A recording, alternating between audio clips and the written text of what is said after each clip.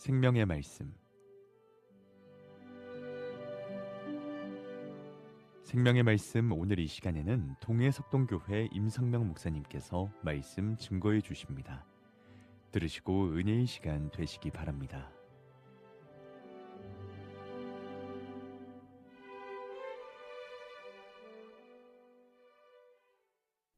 사랑하는 극동방송 가족 여러분, 무더위 속에서도 지난 한 주간 평안하셨는지요? 오늘은 이사야 30장 23절에서 26절 말씀을 본문으로 고치시는 날에는 이라는 제목으로 하나님의 말씀을 묵상하려고 합니다. 성경 말씀 안에는 하나님께서 고치시고 회복시키신 이야기가 너무나 많습니다. 예를 들면은 아람의 국방장관이었던 나아만이라는 사람은 나병 환자였습니다. 그가 요단강에 가서 7번 목욕하라는 엘리사 선지자의 말을 듣고 가서 7번 몸을 담그고 나병을 고칩니다. 우리가 이 사건에서 배울 점은 남녀노소, 지위, 고하, 빈부귀천을 막론하고 고침을 받고 싶으면 하나님의 말씀에 순종해야 한다라는 것입니다. 남왕국 유다의 제13대 왕이었던 히스기야는 너는 병으로 죽는다는 사형 선고를 받습니다. 그래도 포기를 하지 않았습니다. 그리고 하나님께 간절히 기도를 하는데 그의 기도 모습이 이사야 38장 2절에서 5절에 나옵니다. 얼굴을 벽으로 향하고 소리쳐서 통곡하면서 하나님께 기도를 드리는데 무엇라 기도했겠습니까? 하나님 살려주십시오. 저를 살려주옵시오. 하나님이 그 왕의 기도를 들으시고 병을 고치시고 살려주셨습니다. 여기에서 배울 수 있는 교훈은 포기하지 마라, 소리쳐서 기도하라, 회개하고 기도하라는 것입니다. 시편 47편 1편을 보면 너희 만민들아 손바닥을 치고 즐거운 소리로 하나님께 외칠지어다 라고 했고, 시편 134편 2절에는 성소를 향하여 너희 손을 들고 여호와를 송축하라고 했습니다. 거룩한 손, 기도하는 손이 거룩한 손입니다. 손을 들고 기도하고 손을 모으고 기도하고 그 손을 펴서 하나님을 향하여 기도하는 그 손이 바로 거룩한 손이 되는 것입니다. 신약의 경우로 넘어오면 고친 기사가 많습니다. 우리 예수님께서는 3년의 공생의 기간 동안 크게 3가지 사역을 하셨는데 가르치시는 일, 전파하시는 일, 그리고 고치시는 일입니다. 특별히 예수님을 만난 사람들 중에는 예수님께서 손을 대신 사람들, 예수님의 말씀에 순종한 이들은 다 고침을 받았습니다. 죽지를 않았습니다. 심지어 죽었다가도 살아났습니다. 열병도 고쳐주셨고 신체의 마비도 고치셨으며 죽을 병도 고치셨고 죽은 이도 살리셨습니다. 그런데 예수님을 통해서 고침을 받았거나 치료받은 사람들의 공통점이 있습니다. 그것은 주님의 말씀에 순종했다는 사실, 그리고 믿었다는 사실입니다.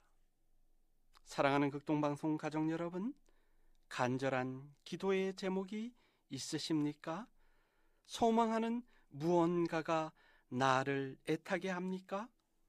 우리는 예수님을 만나야 합니다. 그러나 피상적으로 만나면 아무 의미가 없습니다. 그것은 마치 우리가 병원에 가서 좋은 의사 선생님을 만나고 그분의 진찰을 받고 또 그분의 처치를 따라 치료를 받고 처방전을 받아 약을 먹어야 병이 낫는 것처럼 나의 영과 나의 삶이 주님을 온전히 만나야 합니다.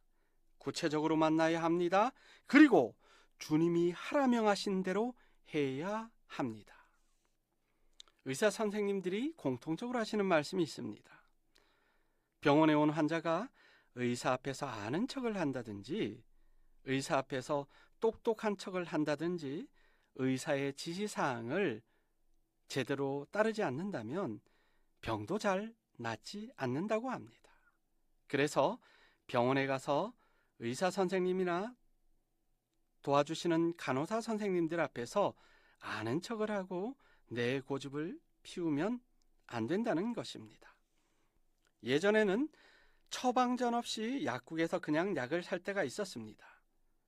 약사 선생님이 계시는데도 환자가 와서 이 약 달라, 저 약 달라, 이렇게 달라, 저렇게 달라. 약사 선생님은 그냥 팔기만 하면 되는 거였습니다.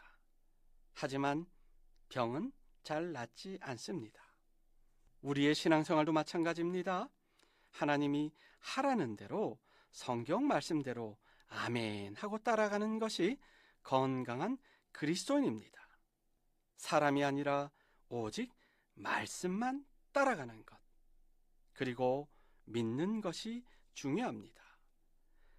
우리 예수님께서는 고치실 때마다 물리치료를 하시지 않았습니다. 처방전을 통해 약을 주시지도 않았습니다.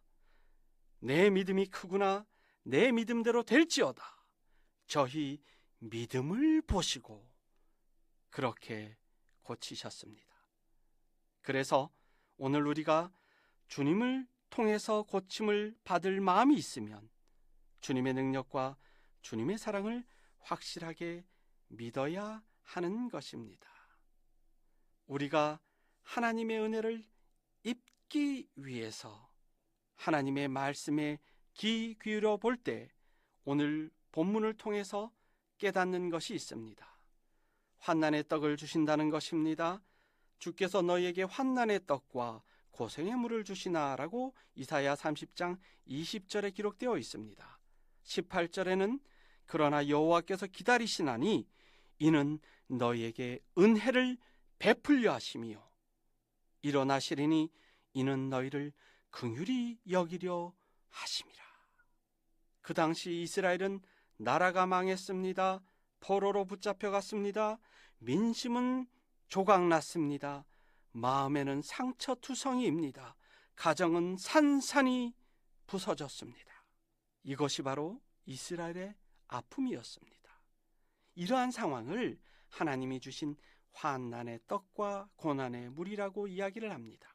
하나님께서 그 고통 속에서 회복시키시고 만지시며 완전케 해 주시겠다라는 것입니다. 시편 119편 67절에서 고난당하기 전에는 내가 그릇 행하였더니 이제는 주의 말씀을 지키나이다 라고 고백합니다. 내가 고난당하고 환난당하기 전에는 내 멋대로 살고 본인이 잘나서 사는 줄 알았지만 환난과 고난의 떡과 물을 마시다 보니까 이제 내가 깨달았다. 하나님의 은혜를 깨달았다. 하나님의 사랑을 깨달았다는 것입니다.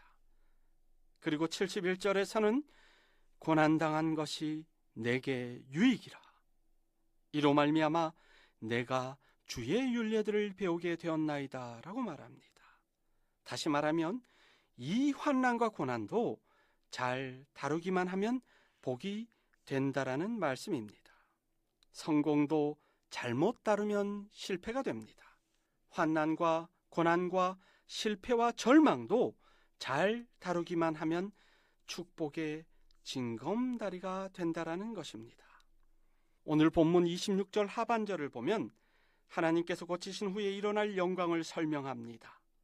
여호와께서 자기 백성의 상처를 싸매시며 그들의 맞은 자리를 고치시는 날에는 달빛은 햇빛 같겠고 햇빛은 7배가 되어 7날의 빛과 같으리라. 우리가 하나님의 은혜를 만나면 하나님이 나를 치유하시고 회복시켜 주시면서 어둡고 침울하고 우울했던 우리의 삶이 밝아지고 맑아지는 것입니다. 말라기 4장 2절 말씀을 보면 내 이름을 경외하는 너희에게는 공의로운 해가 떠올라서 치료하는 광선을 비추리니 너희가 나가서 외양간에서 나온 송아지같이 뛰리라고 말씀하십니다. 우리는 그 하나님의 능력과 은혜에 감사해야 합니다. 사랑하는 극동방송 여러분, 언제나 이렇게 기도합시다. 아버지, 나를 고쳐 주옵소서. 내 인생을 바로 잡아 주옵소서. 내 가정을 치료하여 주옵소서. 이 나라를 고쳐 주옵소서. 오늘 바로 이 순간 주여 고쳐 주옵소서. 아멘. 생명의 말씀 지금까지 동해석동교회 임성명 목사님께서 말씀 증거해 주셨습니다. 오늘 말씀 들으시고 신앙생활에 도움받기 원하시는 분들은 010-9179-8591번 동해석동교회로 문의하시기 바랍니다. 생명의 말씀 오늘 순서를 맺습니다.